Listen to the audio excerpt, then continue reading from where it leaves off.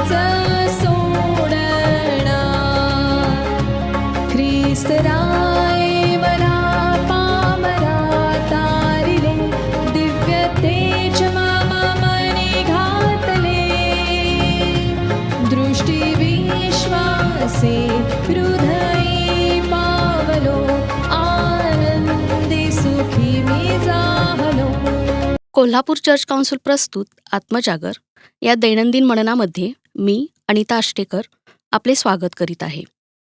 आजच्या मननाचा विषय आहे देवाची मुले गंमत नव्हे. आजच्या मननाचा शास्त्रभाग आहे मत्तई याचा 4 अध्याय 1 ते 11 ही वचने. आजचे विशेष वचन आहे सैतानाला अडवा म्हणजे तो तुम्हापासून पळून जाईल. याकोब 4:7. देवाच्या लोकांवर सैतानाने केलेले हल्ले विविध प्रकारचे असतात. त्यावर आपण कशी मात करावी याविषयी आज शिकूया. अरण्यात येशू ज्या 3 विशेष परीक्षांना सामोरा गेला त्यातील पहिल्या 2 परीक्षांमध्ये तो देवाचा पुत्र असण्यासंबंधी त्यास आव्हान करण्यात आले होते. सैतान जवळ येऊन त्याला म्हणाला, जर तू देवाचा पुत्र असलास तर या दगडाच्या तू भाकरी बनव. जर तू देवाचा पुत्र असलास तर खाली उडी मार. मत्तई 4 अध्याय 3 ते 6 ही वचने. हे आव्हान फक्त येशू ख्रिस्ताला उद्देशून नव्हते, तर येशू अरण्यात प्रवेश करण्यापूर्वी पिता त्याला उद्देशून जे म्हणाला त्याला उद्देशून हे होते, हा माझा पुत्र मला परमप्रिय आहे, ह्याच्याविषयी मी संतुष्ट आहे. मत्तई याचा 3 अध्याय 17 वचन.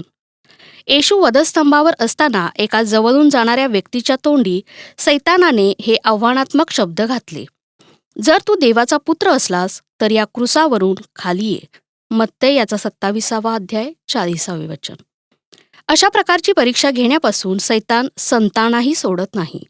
तो देवाच्या प्रत्येक लेकराला त्याच्या पितृत्व व पुत्रत्वासंबंधाने आव्हान करत असतो. ह्या परीक्षेची तीव्रता जेव्हा तुम्ही आत्मिकदृष्ट्या बाळ असता आणि संकटामुळे दुर्बल बनलेले असता तेव्हा अधिक होते. एक पापी व्यक्ती एकदम देवाचे लेकरू कसे बनू शकेल? जर तुम्ही देवाचे लेकरू असाल तर तुमच्या बाबतीत हे घडू शकेल काय? अशा प्रकाराचा प्रश्नांचा भडीमार रात्रंदिवस तुम्हावर होईल. अशा प्रकारच्या परीक्षांवर विजय मिळवण्यास तुम्ही स्वतःला वारंवार सांगितले पाहिजे की तुम्ही देवाचे लेकरू आहात. ही खात्री तुम्हाला देवाच्या लिखित अभिवचनाकडून मिळाली आहे. त्याच प्रकारे पवित्र आत्म्याचा आतील आवाजही तुम्हाला खात्री देत असतो. सैतानाच्या हल्ल्याला येशूने देवाची वचने ऐकवून उत्तरे दिली. तो प्रत्येक वेळी म्हणाला, असे लिहिले आहे, असेही लिहिले आहे की. मत्तई 4:7. तुम्ही सुद्धा म्हणू शकता की असे लिहिले आहे की देवाचे लेकरू बनण्याचा अधिकार मला मिळाला आहे, कारण मी ख्रिस्तावर विश्वास ठेवला आहे व त्याचा स्वीकार केला आहे. पवित्र आत्म्याची खात्रीपूर्वक मिळणारी सहाय्यता हेही येशूचे एक शस्त्र होते. आपण वाचतो की पवित्र आत्म्याने त्याला अरण्यात नेले आणि तो पवित्र आत्म्याच्या सामर्थ्याने परत आला. प्रेषित पौल जेव्हा रोममधल्या विश्वासणाऱ्यांशी दुःखाबद्दल बोलत होता, तेव्हा तो म्हणाला, पवित्र आत्माच स्वतः साक्ष देतो की आपण सर्व आत्म्याद्वारे देवाची लेकरे आहोत. घाबरू नका, कारण देव हा तुमचा बाप आहे.